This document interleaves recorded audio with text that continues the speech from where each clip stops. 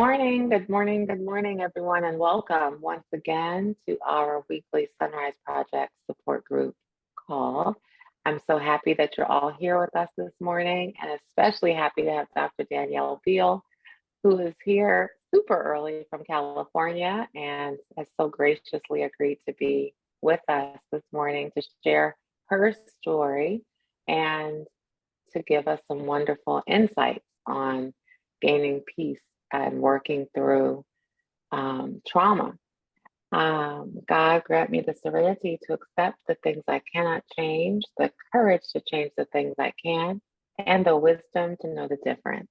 As I mentioned, we have Dr. Danyelle Beal here with us this morning to explore the topic of trauma, from trauma to triumph. Dr. Danyelle Beal earned her Goitia Beal earned her doctoral degree in clinical psychology from the Chicago School of Professional Psychology. Her dissertation is titled Trauma and Resiliency in Black American Women How Trauma and Resiliency in Black American Women Began a Journey of Breaking Down the Stigma of Traumatic Events that Can Plague the Black Community.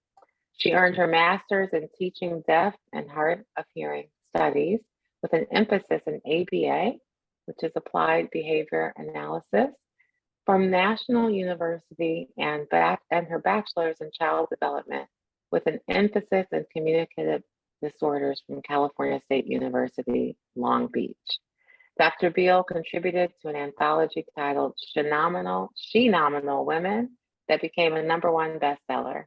Simultaneously, she completed her pre- and postdoctoral internship supporting survivors of domestic violence, sexual abuse, and within the LGBTQIA2+ communities. Dr. Beal is a board-certified behavior analyst, trauma survivor, ABA agency owner, and has worked in some capacity of leadership for over 25 years. Currently, she supports children, families, and women who are underrepresented, providing educational and behavioral support to school districts in the protection of their Black and Brown student population. She trains community agencies on how to safely de-escalate sensitive members of the community who are in behavioral and mental health crises. Finally, Dr. Beal teaches school psychologists who want to become certified in applied behavior analysis and mentors professionals who have ethical violations through certification boards to support them in getting back into good standing.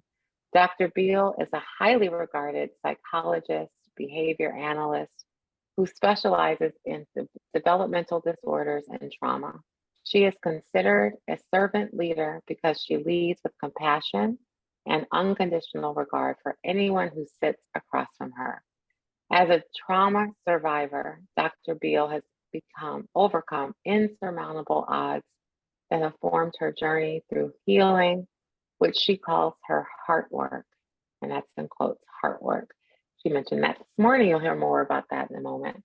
She understands that to truly begin to live a life of intention, one must get into the heart work of their own healing journey.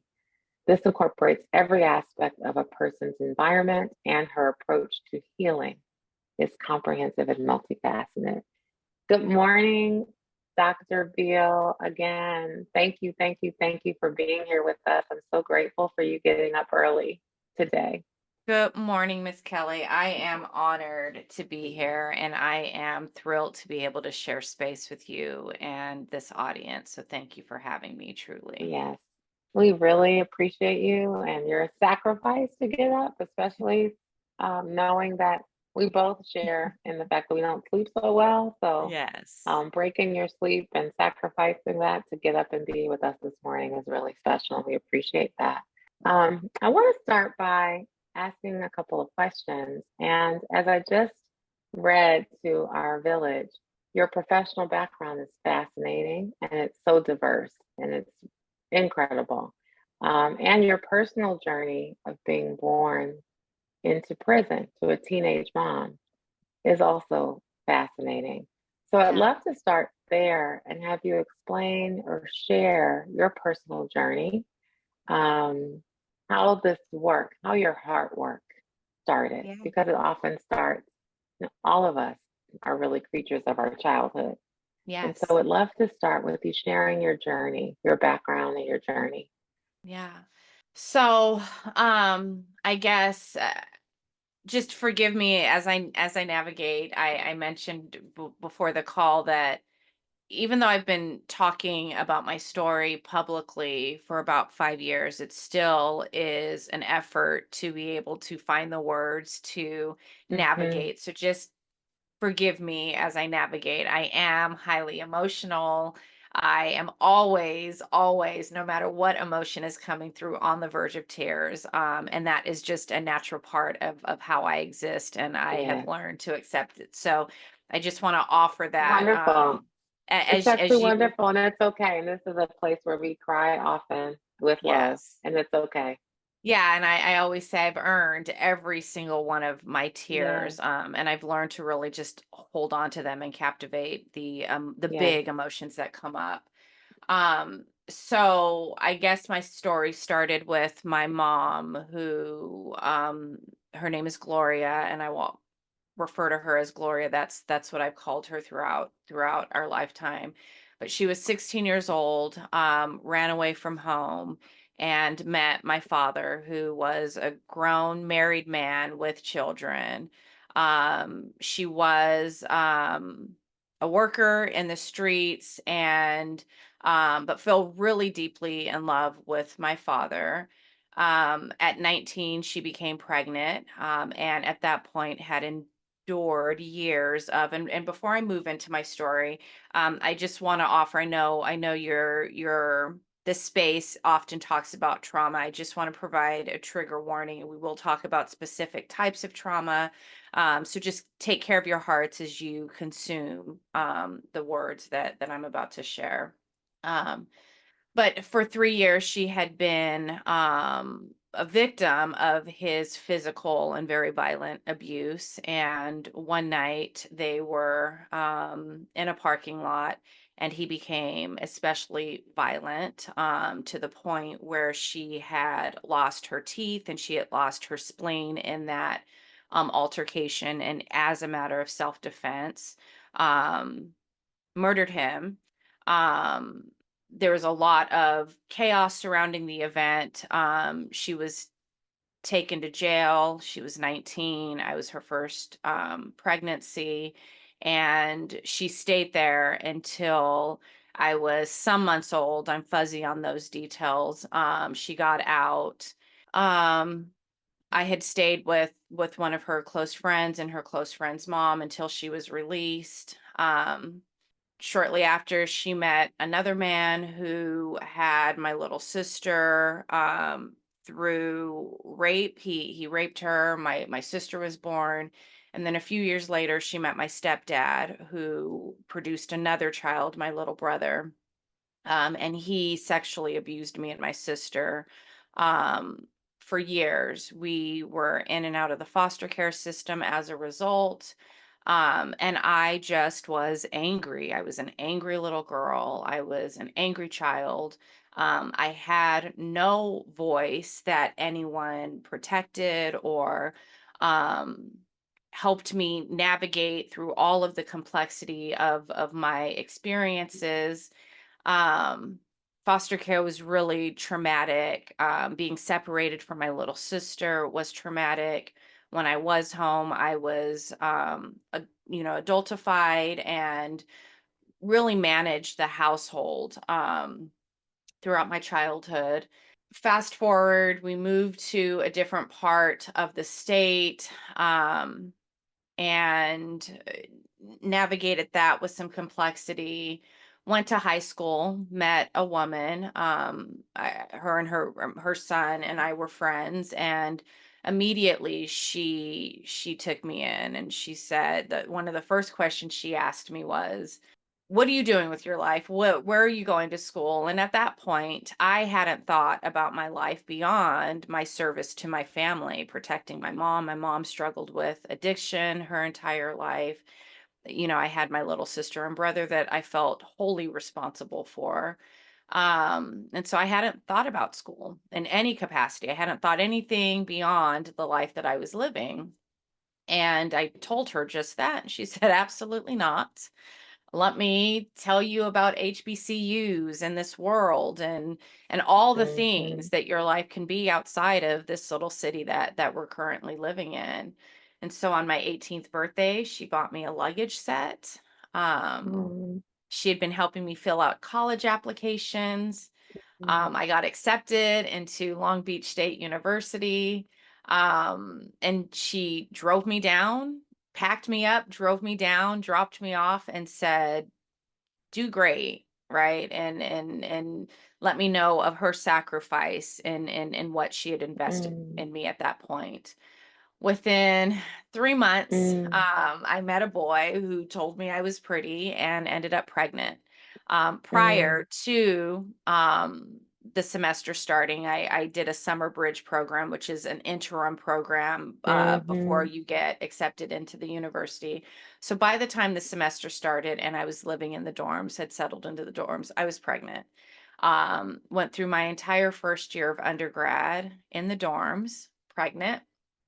Um, mm, and something shifted in me when I found out. I came home and I told Gloria that I was pregnant, and she said, her exact words were, "You're going to end up just like me." Something in that statement mm. shifted everything. So up until that point, I didn't really have a purpose. I didn't have an understanding of what or how I needed to navigate my life. And the And only thing Gloria I was your mother. Excuse me for was my cutting you off. mom. Gloria Mm, was your mother who yes. had you from prison, Yes, at and when she 19. was 19. Yes. And so when this, you were 18 in the summer bridge program, I'm just making sure I have 19. all I this. was 19 too. 19, Mhm. same, but her perspective wasn't uplifting or Mm-mm. helpful, really. Nope. It was No. very painful and harmful, it sounds Yes. like. Well, it Mhm, was it was exactly, yes, painful and harmful, mhm, but exactly what I needed to hear to kind of mm, change my perspective. I was in a relationship with that boy at the time who was moving into some potentially pretty significant abuse. He was psychologically mm, abusive, he was mm, emotionally abusive. My mom knew this immediately, and had been telling me, like, this is not a safe situation. And so she said mm, exactly, like, you are mm. going to end up like me, um, Got it. if you do not, get a different perspective. And up until that point, the only thing I knew in my life, because I didn't have much stability, I didn't have much security, I didn't have much insight or direction. It was me just flailing through my experience. I didn't Mm, I didn't have any sort of anything until or the sorry, the only thing I understood about my circumstance was that I had to do the exact opposite of anything Gloria was mhm, doing. And so mhm, when she said this, I just something, and I still remember the feeling, this deep sense of protection mm. for my child. And so I Yes. navigated the pregnancy in the dorms, in the relationship with caution, but also feeling like I have to make this relationship work because my mom's relationship with my dad didn't work, and so that was my buffer, and I have to get through college, which I was just embarking on. So fast forward, we move in together at the end of that year. That was horrific. I won't go into the details of that. That's a whole other, like, complicated Lifetime movie. Um, but shortly after my mom passed away, complications due to her struggle with addiction, and I adopted my 11-year-old brother, and I had to bring him down to Long Beach. Um, and that was just a whole kind of thing that I had to navigate at now 20. I had a new baby and now my brother, and I was just in survival mode. And at that point, it was like the only thing that like I can focus on is getting through college. Well, it took me 7 years to get through undergrad. And I struggled. And I thought I struggled because I had fought homelessness at some point, and two children, and all my friends were out partying, and here I am, surviving. Um, Somewhere along that journey, someone recommended that I seek therapy, and my Mm, first therapist was a dignified and beautiful clinical psychologist who helped me mhm. move through the process of grieving the loss of my mother. And Yeah. it wasn't a loss that I felt impacted by, like I lost my mom. There was so much anger attached and Yeah. carrying the full responsibility of my brother at such a young age. And so for 7 years of my undergrad college experience, I was just navigating intense rage Mhm. and anger and frustration over my circumstance, and separating from the abusive effects of the relationship that I was in, and all the things. So there's that, and again, long, complicated story. I And would love to I, just ask a quick question before yes, you move yes, on about please. that Sorry, because please. no, please don't be sorry. This is really helpful. And I thank you for sharing and being so honest and vulnerable because it's hard to be vulnerable. Um, so you were 20 taking care of your baby, your own baby, Mhm. and then you adopted your brother. Yes. And and you mentioned navigating rage. And the reason I wanted to pause and ask a question about that part is because I relate to that and Mhm. very differently, but I relate to Yes. having a child and something had happened and I was so angry that anger I never talked about it until Yeah. right now. I shared it with Mm. Dr. Vicky earlier. I was so angry, but a lot of the anger I think I placed on my son, who's Yes. the reason that SonRise was born, years Yes. later. But that pain and that anger and that I was really angry about something that had happened right before I had. And I look back and I've never gotten over that, if I'm really honest Yes. with myself.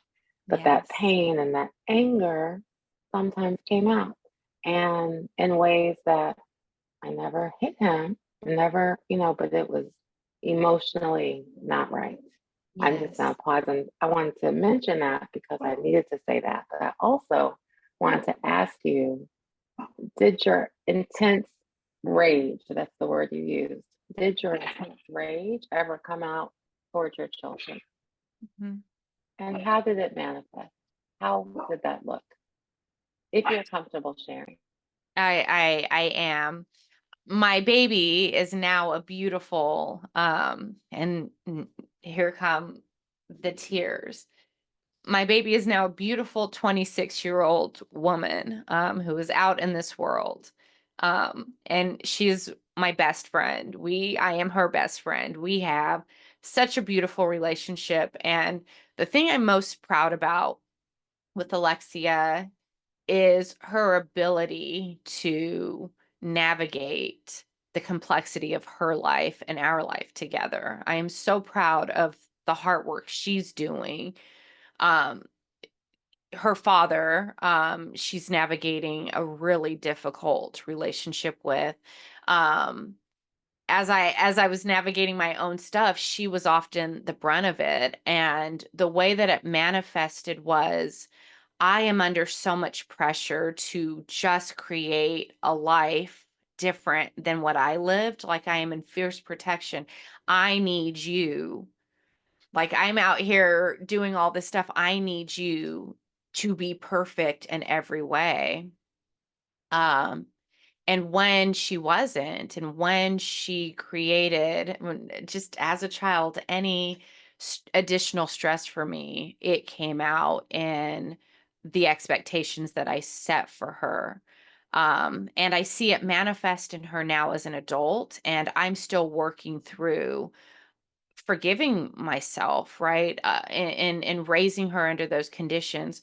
One of the things that I'm most grateful for in our relationship is the grace that she offers me, and realizing that I was learning and that I was growing with her, and that we had to navigate all of my mistakes together. And one of the things that she's so gracious about is that I knew every time I harmed her emotionally, physically, mentally, um, that I would repair that. I would apologize to her, and we would work through together being better for each other. And as an adult, she's able to fully talk to me and articulate um, e- forgiveness and grace for our lived experiences together. So that's how it manifests. And That's beautiful that you've gotten to that place. I yes, mean, it's beautiful. I don't yes, have not gotten there with my 21-year-old. We sent him away 3 times. wow, Massively traumatic, massively. And my mother always says, can't get the time back. Can't get the time back. But boy, I sure wish I could because we sent him away. There was nothing wrong with him. He was just in so much crisis and pain because we yes, wouldn't listen to him yeah, that he started smoking weed and started acting out and all the yeah, things. But really, we were the problem. He wasn't the problem. So putting him into all that trauma at such an early age, I don't think, I know we have not gone through that. Even though yeah, I've apologized, I don't believe he's in the same space as your daughter. So yeah. I want to keep going, but I just thank you for sharing that, Yeah, no, it's your my pleasure. story. People ask all the time. People who knew me then, people who know us now, are always so appreciative that they get to witness our journey together. I mean, I always say Alexia is my soulmate.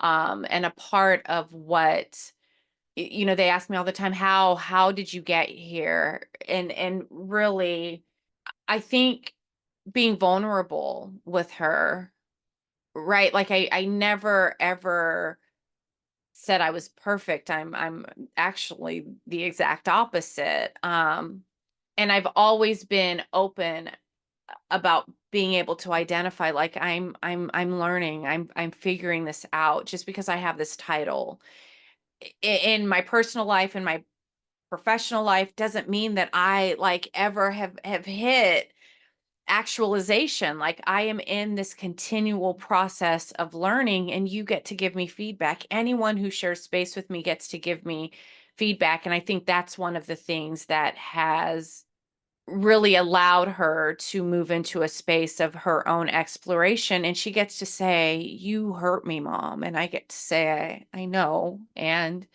how do we move through that? And how do I create safety for you? How do we prepare that? And how do I create safety? And so any kind of advice that I have is learning how to get vulnerable with yourself and understanding the potential harm, being open to feedback, and then being open to that repair process, and Yes, and investing in that forgiving relationship. ourselves. Yeah. Absolutely. And it starts with forgiving ourselves, not having guilt because we're doing the best we can, have done the best Yeah. we can. But I think what you said about the apology, and I'm not sure why Yes. my dog is having That's a okay. meltdown It's right now. okay. Um, Okay. but the apologizing and just sitting in the apology. Yeah. And what you said secondarily was, and let's move through this together. Doesn't have to Together. have all the answers, but let's work through it together. That's beautiful. Yeah. Really beautiful. Yeah, I want to So share this too, if I can, real quick. please, My baby, all of our birthdays are in June. So I'm in June. I have my 26-year-old, she just turned 26. I have an 8-year-old who just turned 8, and my oldest daughter's father is also in June. So it's just a big month. We have Juneteenth and we have Father's Day and we have Pride celebration. And so June, I have learned to embrace as a time of like deep reflection and gratitude for our journeys in another year. And so my baby went to dinner with her dad, and again, she's struggling to navigate that relationship. And she said she was so hyper vigilant during the dinner, and she was like white knuckling it through. And she got to her car and she broke down, and she's like I can't sit in a space with my dad and his mom and his wife and his daughter. He also had a baby after she had gone to college. And so she has two little baby sisters. And she's like, I couldn't sit through it. And she was like, and I was so upset that all I could do was cry. And in my own rage, I texted him and was like, what did you do to protect me from the chaos of this family? And what are you doing to protect my little sister from enduring the same things that I did? And she said it took him a couple days to respond, but when he did, he was like, it's my mom, and it's not me. And she felt again this rage, and that like he wouldn't just say like I failed you, or and she was like, and I realized in that moment that that is what I need. I just need acknowledgement. I just need, and I think That's right. oftentimes our babies need to know that from us, right? From their parents is the acknowledgement that I failed you or I harmed you, or and then the ability and capacity to move through in a space that's safe for them to rectify and repair. And so I wanted to offer that as an example of her being able to feel a feeling and then tact her navigating that, and identifying the barrier that comes up for her from having a meaningful relationship with her father. Yeah. And do you find that often women are able to get to the place of acknowledgement sooner than men? I wonder about that. I have no data to support that at all. But having talked to many people that have talked about the mother and the child relationship, working through, working through the relationship, starting with acknowledging and apologizing. Mm-hmm. I have seen many men not do that, the Yeah. parent. Yeah. And if you, I think mhm, the ingredient is vulnerability, right? I think that might be the that's right. ingredient that's That's it. missing. And if we're talking about those gender roles and all the stuff, especially with Black men and women, this is a deep passion that I've explored. There's so much that stigma that you were talking about at the beginning of the show. Um, shrouds us, and I think vulnerability is at the core of that, because when we expose our vulnerability, then we expose potential weakness and we open ourselves up for harm that maybe we don't have the capacity to endure. And so I think that might be um the barrier that comes up, especially when we're navigating our children and we are in that power kind of position over them. I love that. So I have a thousand more questions, but let me Yes, ask you, please. you've shared a story about a bird Mm. on social media. Would you Yes. share that story of the bird here? Yes. Yeah, so I always felt like, even as a child, a bird with a broken wing. Um I have articulation issues. I used to stutter. I had a severe speech impediment. I had learning challenges. Um and when I was young, I would tell people like I was being hurt. I would tell my mom or people in my household I'm being hurt. And no one listened to me, and that came out in my behaviors at school. um I would have tantrums, and I would get to the point where it's like, hi, I was this little frail little thing, and I have a picture of myself that I keep, and I want to protect little Danielle. And I would be like, I'm being hurt, or I need help, and the adults around me were just too busy in their own, now I understand, trauma to stop and create a safe pathway for me.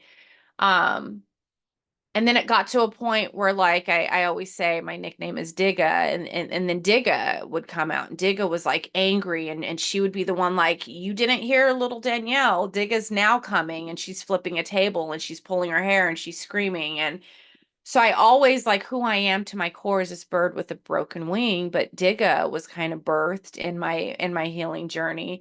And Digga's like pushing little Danyelle out of open windows, and together we're flying and we're figuring stuff out, and we're surviving. And so that little bird, I will always, always, always see myself as a bird with a broken wing, right? I can't do this. I'm harmed, and I have been harmed, and that's my trauma.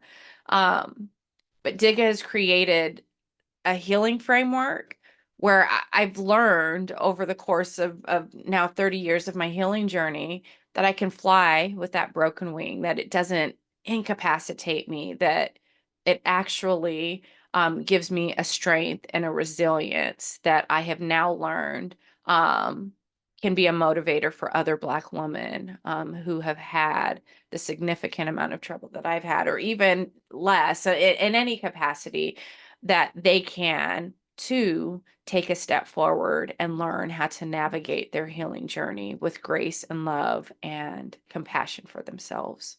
I love that. It's what you just said, we can fly, learning to fly with the With broken a wing. broken wing. That's Hmm. such a That's beautiful exactly it. story, and your journey is beautiful. And you Yeah. actually spend so much time advocating for others Yes. around in this space of trauma and healing. Would love to Yes. talk about how that started and Hmm. why you do that work. Yeah. So Dr. Ash, my first therapist, helped me navigate grief. Um, and then I'm married to my high school sweetheart, and he's a big part of my story. We met in high school. And then I went to college, had a baby, we broke up.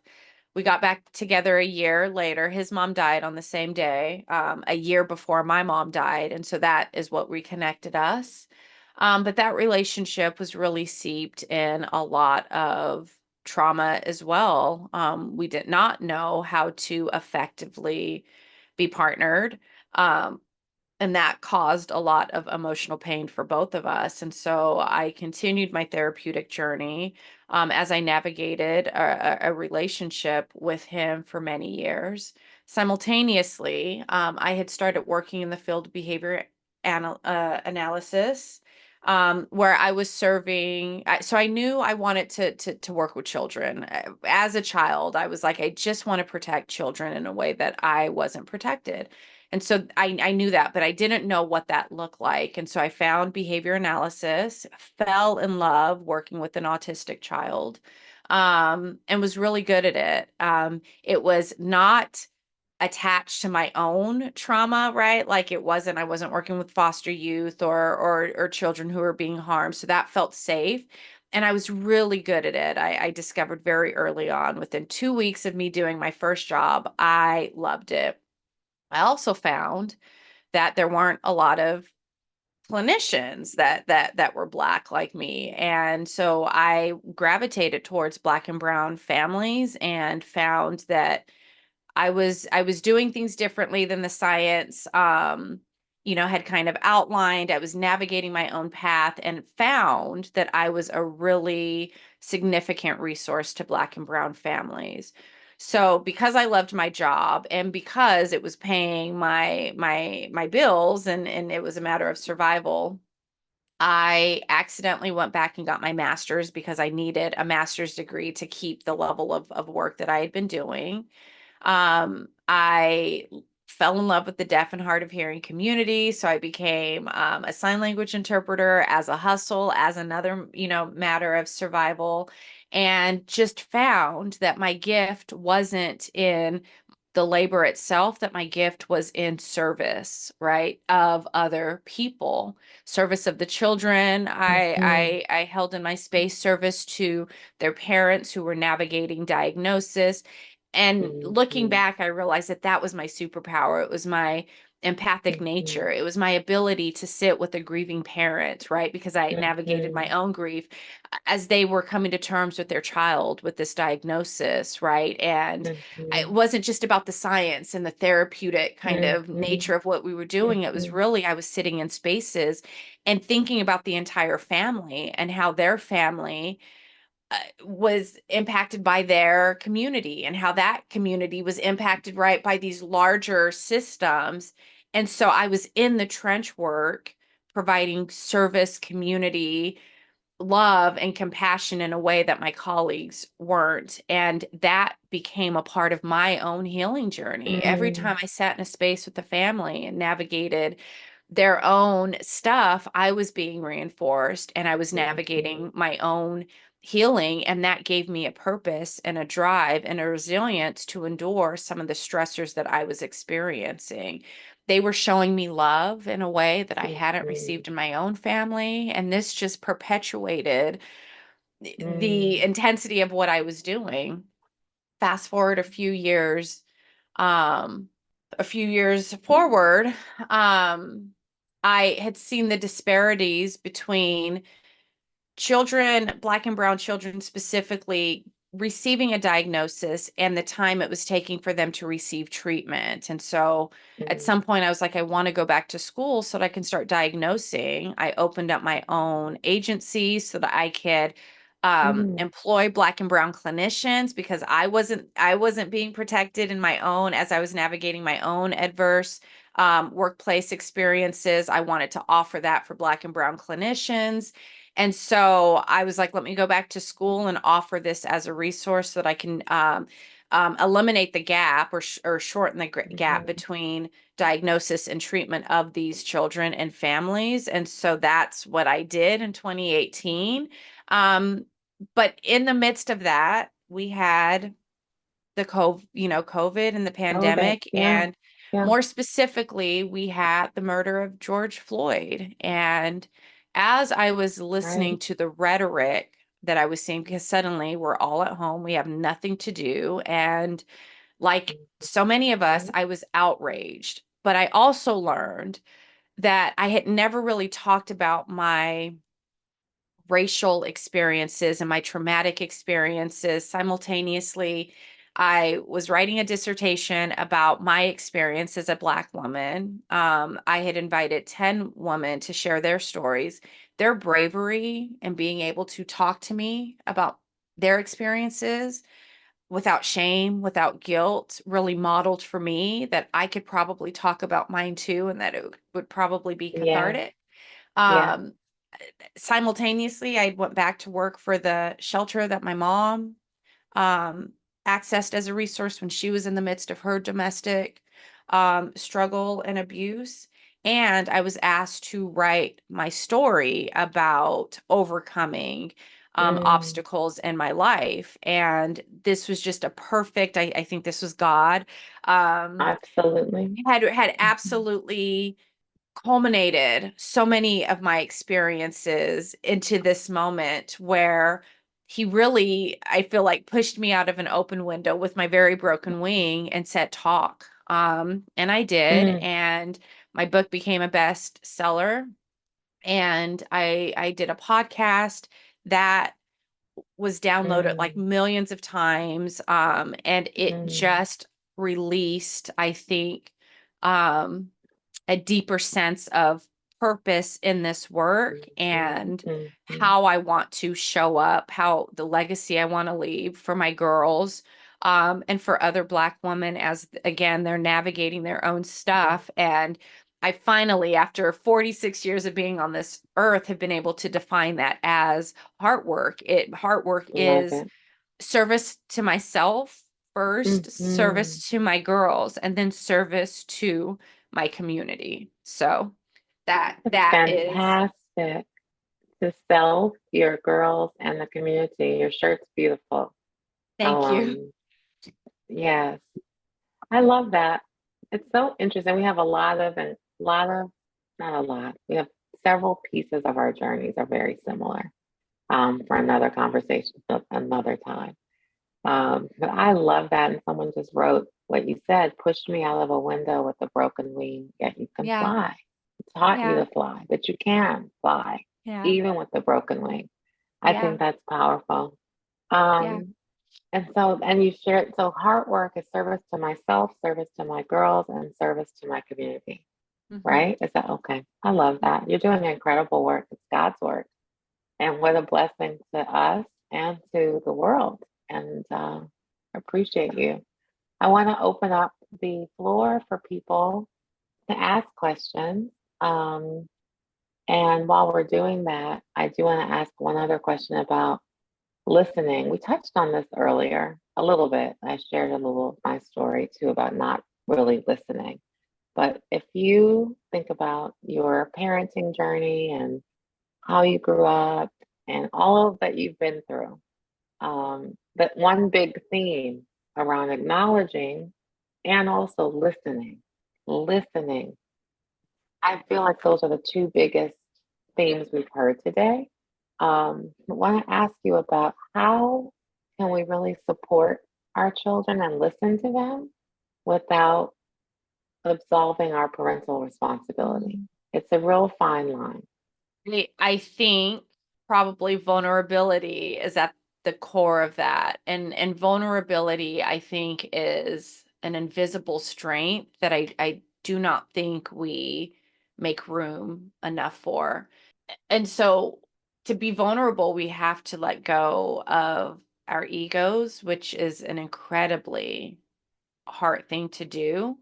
But one of the things that I think motivated me in my journey was I, because my mom died and I have had to navigate life, more of my life without her than I did with her.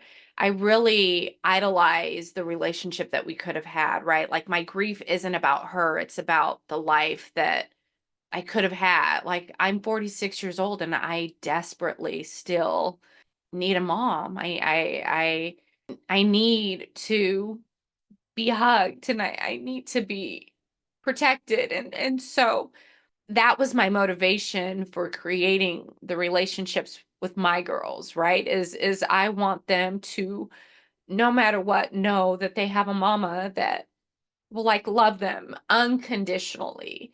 And so I think that's at the root of being able to sit in a space and just listen, right? My investment isn't in me, it is at its core, but it's really in Alexia and Skylar. I want them to be able to do whatever they want to do and know that they can make a mistake and come home and I will navigate through that. And so that takes a strength in me to let go of my own stuff, recognize when it's coming up in my relationship with them, work on my stuff with my therapist because I still have a therapist and I still, need guidance and support. But I think that's at the crux of being able to sit in a space and letting go and really being able to like weed out what's mine, what's theirs, what's ours that we share, what's interfering, what do I need support in, right? But I think vulnerability is at the center of being able to navigate all those moving parts. I agree. Vulnerability and listening, both, but really that vulnerability is at the heart. I hear Yeah. that and so agree with you. So agree with you. So I want to open the floor. If you are on your phone, you can hit *6 to come off of mute. Or if you'd like to, if you're on your computer or on your phone on Zoom, you can also come off of Zoom and would love to have a question, comment, thought, if you're interested in sharing with Dr. Danyelle this morning. Any questions? Hi, Kelly. This is Vicky. I Good don't have a morning. question. Good morning, Dr. Danyelle Beal. Good This has been morning, Miss amazing. Vicky. I just want to acknowledge for you, and I'm sure everyone saw it, how as you were sharing your story, the sun was coming up. Yeah. That was fascinating That's to right. me. Mm.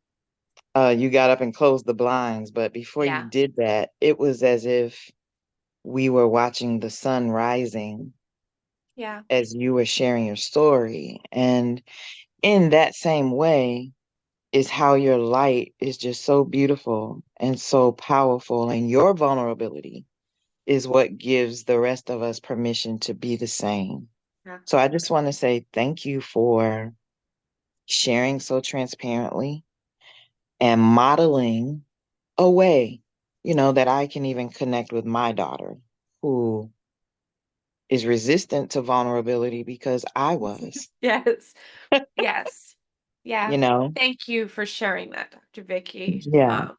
In 2020, when all that stuff happened, I didn't realize the power. I've always been like this, and I've always been punished for it. I've always, like, you're too sensitive, or on the other end, when I'm experiencing this rage, like, you're too, and something shifted in me where I gave myself permission to just be. I'm not apologizing. I'm not going to diminish myself to make anyone feel comfortable, more comfortable. I'm going to just be who I am, and the spaces that are safe will allow that, and the spaces that aren't won't. And I trust myself to know how to navigate that.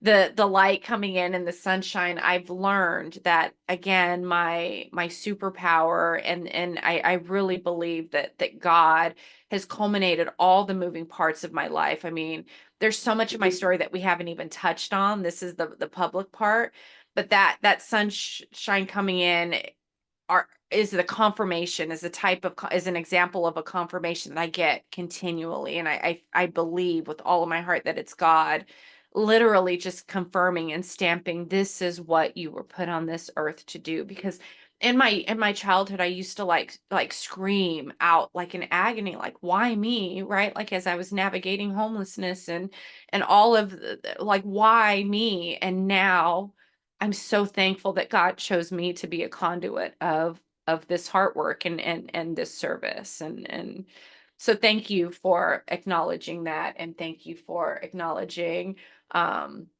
the strength that I've had to learn to be vulnerable publicly. Yeah, it is a strength. It's very much a strength. And I know in my own parenting with my daughter, my focus was I'm going to control variables, right? So she doesn't make the same mistakes that I Yeah. make. Baby, when I tell you that, like, backfired. So, Because they're gonna make mistakes, and you've got to make a choice about how you're going to, right, like, share that space with them. And so, yeah, yeah, like, you cannot control, these are grown, like, people out in yeah, this world, and you cannot control those variables. And yeah. So I had just to thank learn that. you. Yeah. Huge, huge thank you. I'm gonna stop now in case somebody else has a question, but this has just been so beautiful. Thank you. Yes, absolutely. There was another person that I agree with you. Thank you, Dr. Vicky. There was another person that had come off of mute for a second. I don't know if you still want to speak. I think it was Nicole. Oh, thank you. I was just wanting to say thank you. I just appreciate you all pausing your morning this morning to share your personal stories that are also healing to us. So I appreciate all of you. Thank you. Yes, absolutely. Thank you. And I thank you as well, Dr. Danyelle. Vulnerability, and that word is so powerful. And it allows you to connect with people. And then they say, I'm not alone. There are other people like me. And I've gone through this.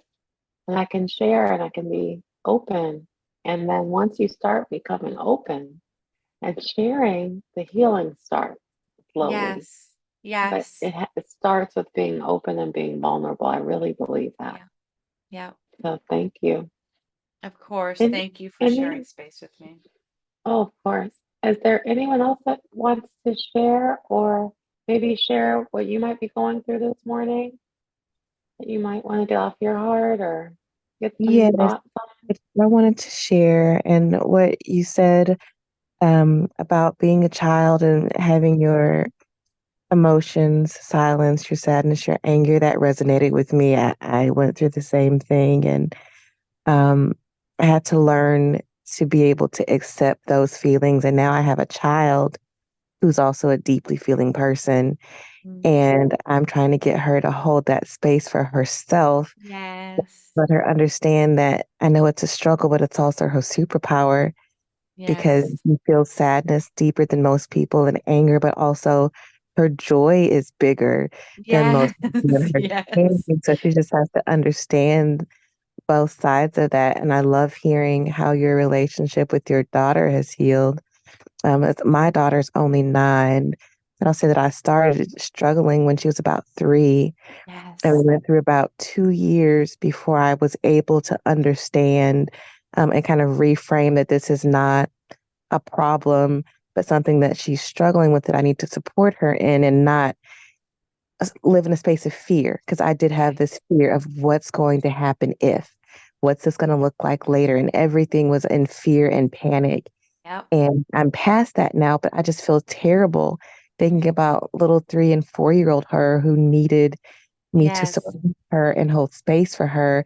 And I was just trying to battle what felt uncomfortable for me. And I hope to see that healing as we go through the journey. And I've apologized and I'm there and I'm supportive, but I still see the remnants of what she went through with me before and I understand it. And I beat myself up about it. And if there's one thing in life I could change, it would be to be a different person then, but I can't change that. So Yeah. I hope that as we grow that she is able to hold that space for me and that we can be close and that she can forgive me at some point for that. So thank Is you for it, sharing the story. of course, is it Brianna? It is, Brianna. Brianna. I will share my 8-year-old is, so I always say Alexia, my 26-year-old is like me as an adult. She's Digga, but little Skylar is little Danyelle. And I resonate deeply. When she was about 2 or 3, I started to struggle with her, and I would have these intense, like, outbursts with her. Um, and I did not know how to engage with her. And then I went to my very blackety black therapist, realized that she is me as a little girl. And the only way I knew how to respond to her was the way Gloria, that realization, everything in me knew logically, right? And so coming face to face with a child who literally, she looks like me, she wears glasses, she has like this how I looked when I was a little girl. And so I've had to learn how to navigate. Doc- Can you guys hear me oh, okay? Am I breaking up? It's coming in and out. So we heard you just now say you had to learn how to navigate, but it pauses every few words, but you're here Yeah. now. hmm It's Yeah. it. Yeah. So I had to interact with her. You paused a little bit, sort of hit or miss there. Dr. Danielle, we heard, I think, most of what you said, talking about your 8-year-old. There's a pause now, and I'm not sure what's going on. So when you start speaking, it pauses a little bit, but you're here now. So thank you for that. Yes. And you're typing it in the notes. So you said, I'm having to learn how to navigate a healthier relationship with her without harming her. Yes, that's a summary of what you shared. So thank you for that. I have so I'm so appreciative of you this morning for being here, for being so open, for sharing your journey. And overwhelmed with joy and the opportunities for improvement in my relationships with my children and with myself. So I appreciate you. Thank you for being here and getting up so early, truly with the sunrise. So there's a lot of meaning behind that word, as we talked a little bit earlier about. But we appreciate you being here and would love to have you back at some point in the future to explore some of those other areas that we didn't get into today. But really, thank you, thank you, thank you. And Dr. Vicky will close us out with a prayer this morning. Thank you again. Yes, God, we thank you for this beautiful day that you've given us. Thank you for Dr. Danyelle Beal and her journey of turning her pain into her purpose and power and her trauma into triumph. and a demonstration for all of us of what's possible. We thank you because the wombs are where the light enters. And we thank you for the visual today of watching literally the sunrise as we here on the SonRise Project endeavor to heal together individually and as a community. Bless us as we go forward. Continue to elevate, expand, and evolve Dr. Danyelle's work and her impact and her influence. Thank you for the legacy that she has created. Thank you for positioning her to break generational barriers and obstacles and curses in her bloodline, and that her daughters now get to walk in generational blessings. We appreciate just who she is as an expression of you in the earth. Bless her family. Bless Kelli and her family. Bless us as we go into the rest of our day, remembering that weeping may endure for a night, but joy always comes in the morning. We give you glory for all of these things. In Jesus' name we pray. Amen. Thank you again, Dr. Danyelle. Amen. Thank you. Thank you. Enjoy your Sundays. Be well. Yes. Thank you so much. And be well, everybody. And thank you. Really, really from the bottom of my heart. Thank you. Thank you. Thank you. Have a beautiful day and a beautiful week. And we will be back next Sunday at 9 a.m. Eastern. Enjoy the day. Thank you, everyone.